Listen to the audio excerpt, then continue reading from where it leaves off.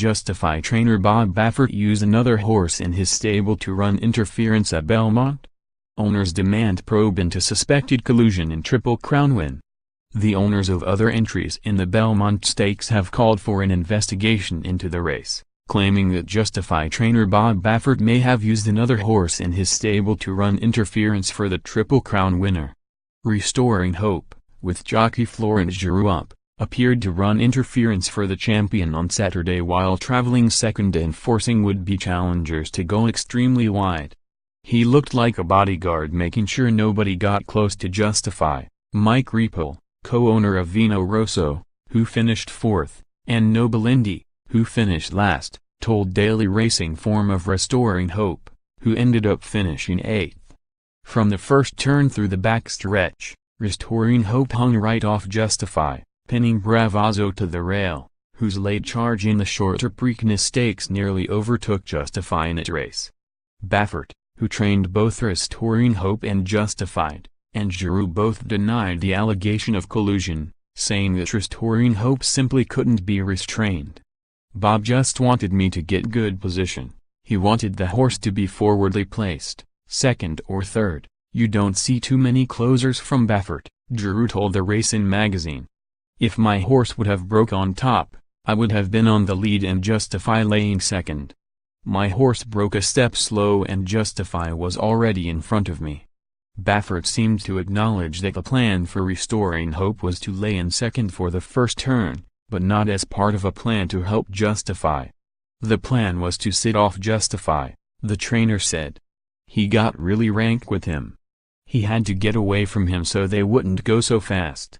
Rank means that the horse ignored the jockey's attempts to rein in his speed.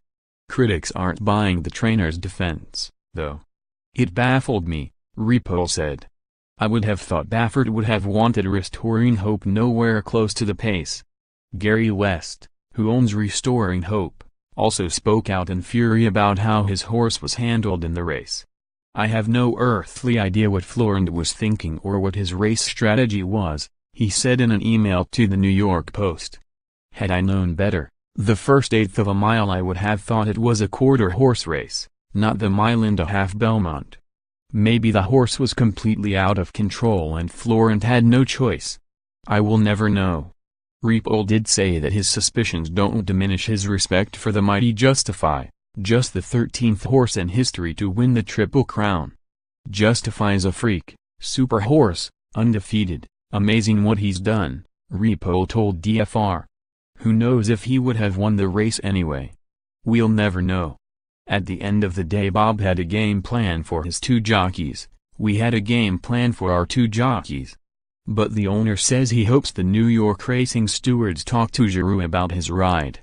Steve Lewandowski, the New York Gaming Commission steward, said Sunday that there is no plan to talk to Geroux. Nothing was brought to our attention, Lewandowski said. Though the possibility is exceedingly remote, Justify's historic Triple Crown could in theory be vacated if stewards found that Restoring Hope broke racing rules in a way that prevented another horse beating Justify. According to New York State Gaming Commission regulations, if any horse is trained by the same trainer race uncoupled in any race, and one or more of them shall be disqualified for violation of the rules of racing. Any other horses entered by that same trainer shall also be disqualified if in the judgment of the steward such violation prevented any other horse or horses from finishing ahead of the other part of the entry.